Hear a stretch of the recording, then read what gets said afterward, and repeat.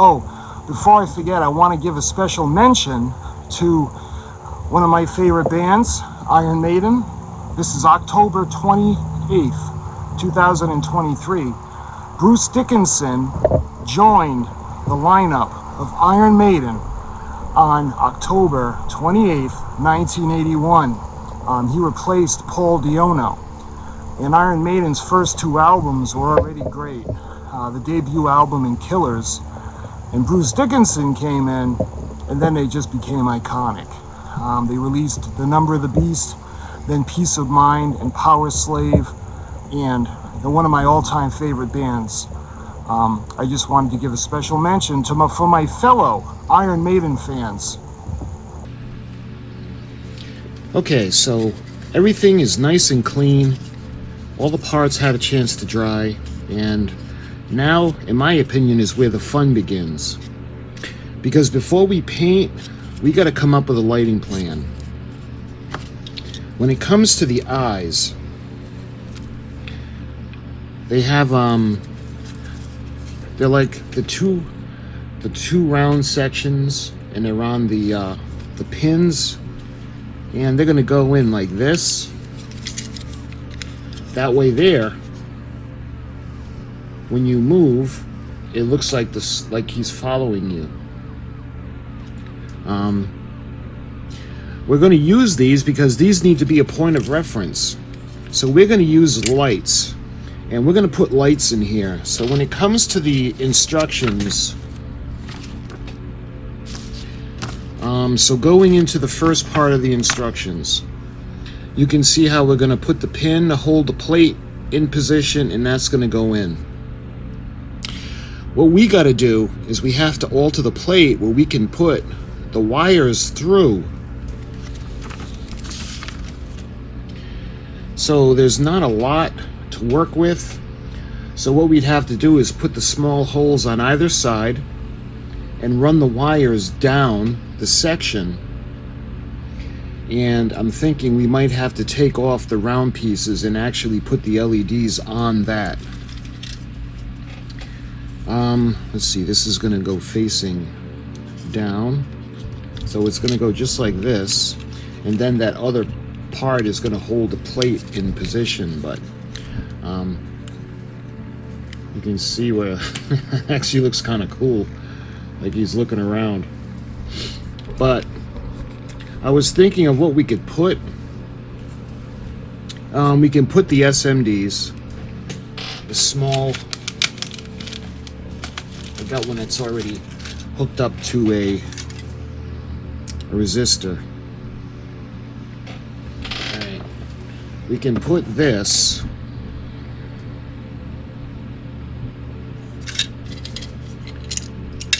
and have that coming through. But that'll be too bright, and that probably won't be the desired effect that I want. What I was thinking, I have we could do the red LEDs. That's another option to match the helmet and the stand. But what I was thinking, I think it would be better for like the flickering light, like the candle or the fire. So he could be looking at you with the glowing fire eyes. I can get this bag open.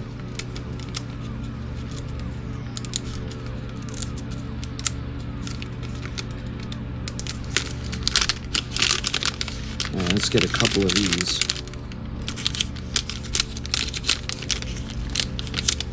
These are the 5 centimeter. The 5 millimeter, and they're the yellow, and these are the flickering. So the voltage range is from 9 to 12 volts. We might not be able to use this with the button battery pack. We're gonna have to. That could be a problem. Let's see. When it comes to the base, we don't have a lot of room to work with.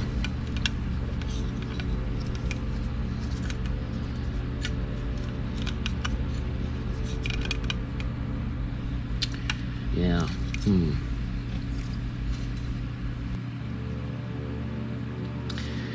if I could have some kind of a base to mount this to,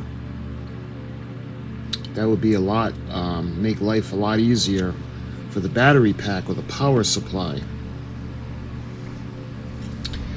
Because if we use the smaller bulbs, then we can use the red lights that can be used for the eyes. It'll still be cool looking, but it won't be anywhere near as cool as this. Let me show you guys what I'm talking about. So we're gonna have this go through. So let's keep him like that.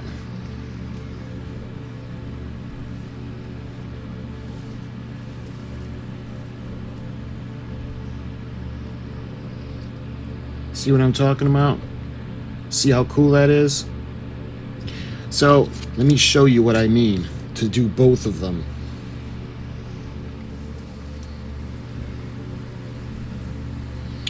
All right, now what I want to do is we're going to put a light into each of his sockets,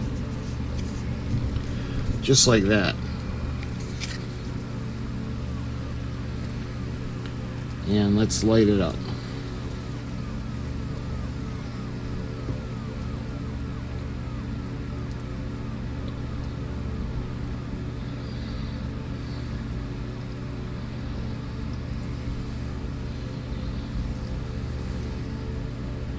See how cool that looks?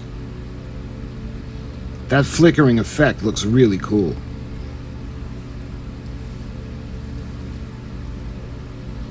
And we won't get that effect with with the SMD. It just won't be the same.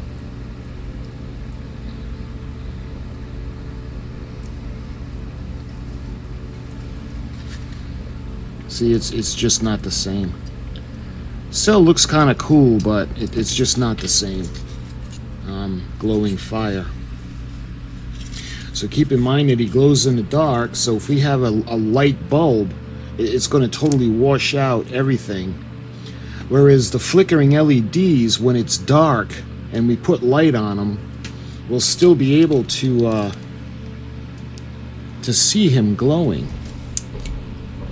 I'm going to put a little bit of light on him for a minute.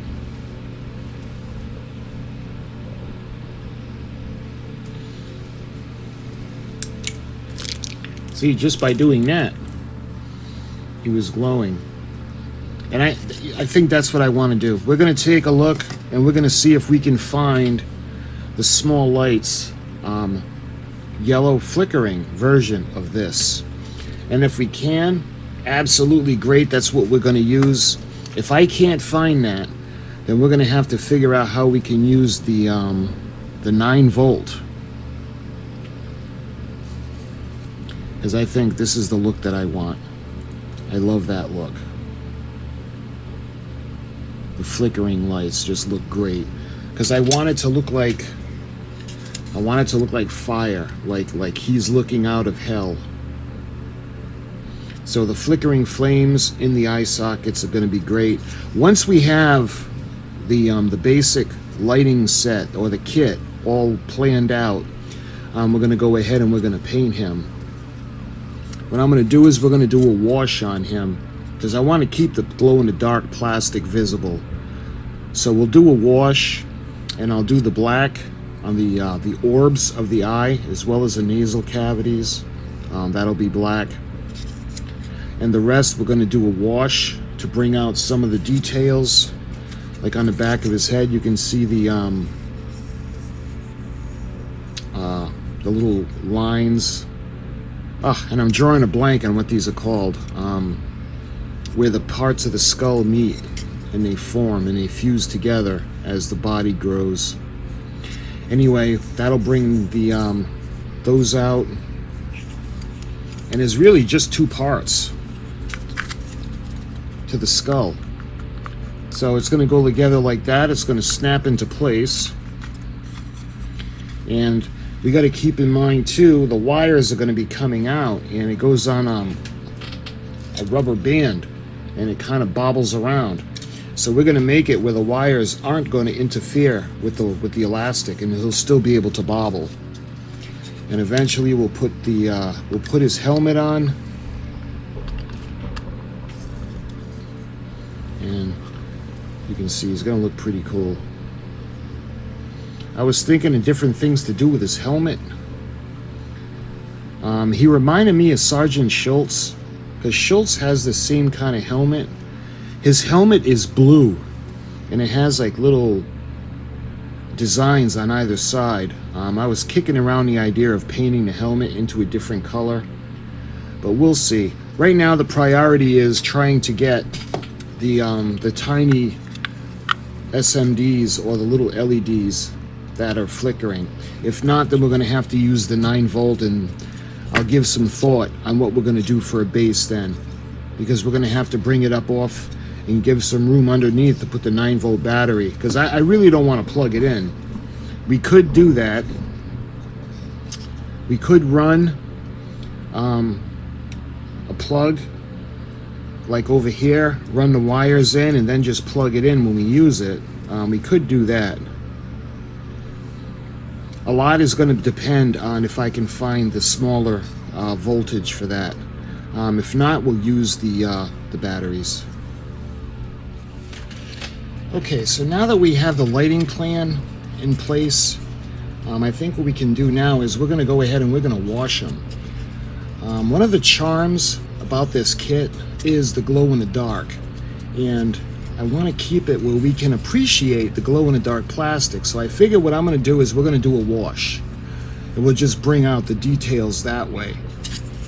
And when it comes to the lights, see, the way the kit is made, you would paint these according to the instructions, and this would go into the back. Let's see, I might have it upside down. It's going to go just like this, and you can see how it kind of looks, where it would look like a three-dimensional piece. So instead of doing the piece like this, what we're going to do, instead of putting the light from the back, what I want to do is I want to put it in this way. I just think it would look cooler. So we'll have the same kind of effect where it's going to be looking out. But we can bring it down to right about there. And I think that's going to look really cool. Alright, so what we got to do, the only things we really need to paint are the skull itself. We're going to do a wash. When it comes to the helmet and the base, again, we just have to drill into the back, and we need to put a part, the adapter, so we can plug it in. And we're going to put the decals on the base, on the helmet. And this is really not it's really not a hard kit. So let's go ahead, and I'm going to do a wash. What I'm going to do is, I had wanted to use oil-based paint, but I think what I'm going to do instead is I'm going to make a simple wash, and I'm just going to use the regular 59-cent Walmart paint, and we're going to use the Windex. So what I'm going to do is we're going to put in, let's see, the ratio will be 70-30. So I'm going to do 70% of the glass cleaning fluid, and we're going to do 30% with the paint.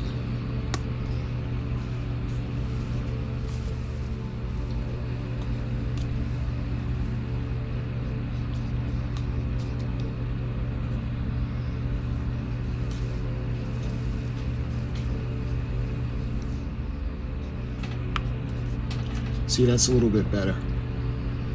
See how watery it is? Okay, that looks good.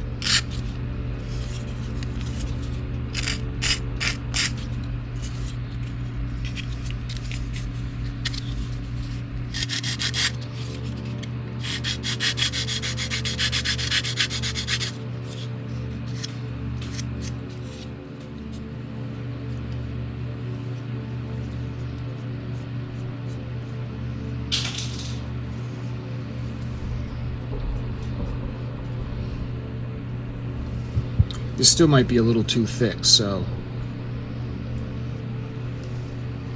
the beauty of this is we'll thin it out.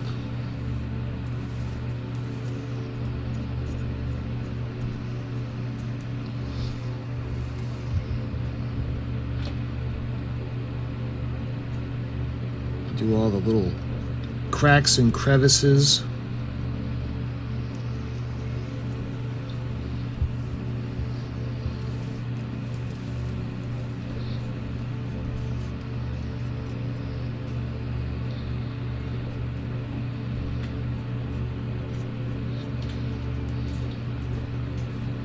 And again, the helmet's going to be here. And you can see the little cracks and crevices. Believe it or not, guys, the little crevices or the little lines are actually there from when you're a little baby, when your skull is actually formed. That's where the parts come together and they actually fuse, and it stays with you into your adulthood. Well, for the rest of your life, really. You have the little areas where you can see where the skull pieces fuse together. So we're going to wait for that a couple of minutes to dry.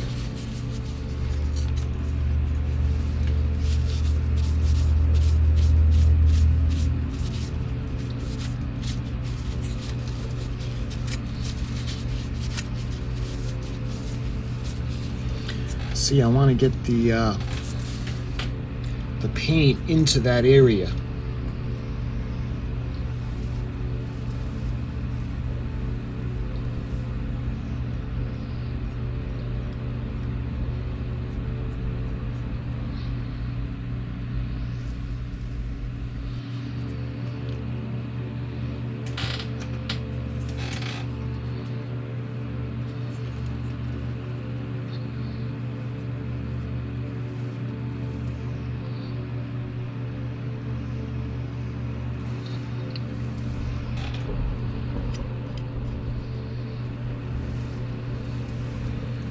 All right, let's let that dry.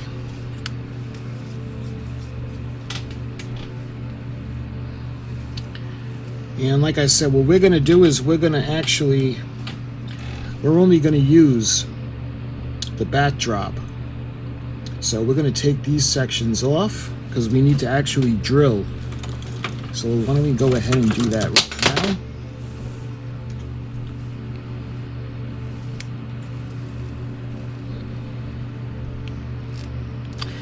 And what I want to do is we're going to use a drill bit, and we're going to drill right into those areas so we can pass the wires, and then we'll have something to anchor. Plus it'll close up the opening at the bottom of the orb of the skull.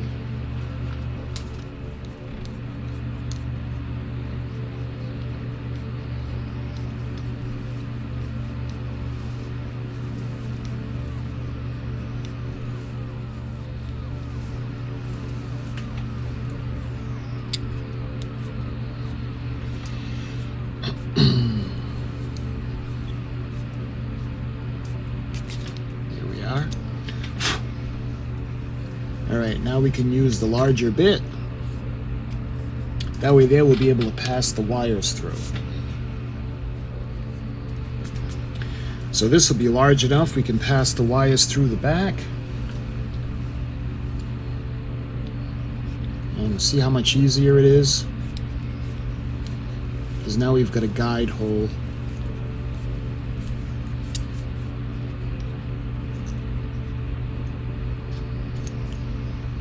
It's better to make it too small and then have to increase the size than to make it too large and then have to fill it in. But remember, the back of the skull is open for these to pass through, but this plate in the back is going to close the gap. So we don't want a gap. So what I'm going to do is I'm going to paint the back plate. We're going to paint that black. Yeah. Make sure we don't have that seam sticking out like a sore thumb. All right. There. See how cool that looks? It looks like it's been around, possibly buried, and he comes up out of his grave to wreak havoc. So that looks pretty cool.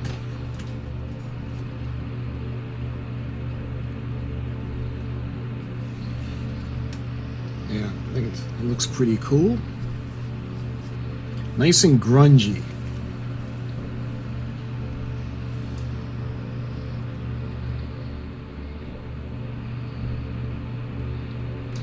See, all we need to do is just the little tiny area that's going to be showing, and we're going to have the wires going through in the base of the bulb.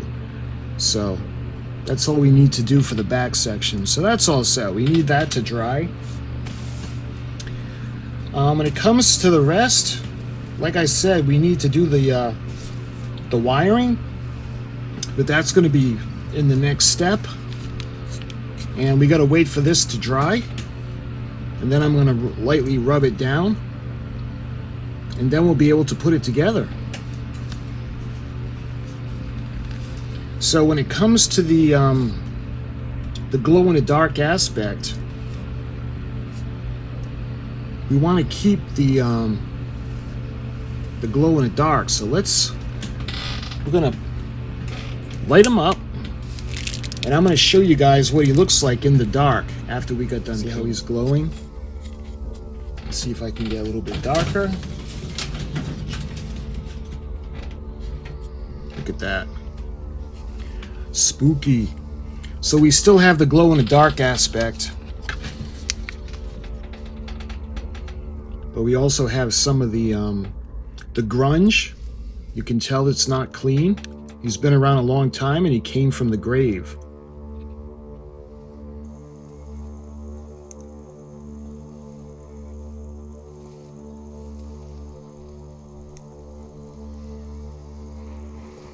So my friends, We're ready to move on. In the next video, what we're actually going to do is we're going to wire it, and we're going to get the wiring system.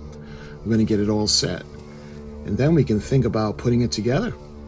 So my friends, thank you for watching. Until the next video, I'll talk to you soon.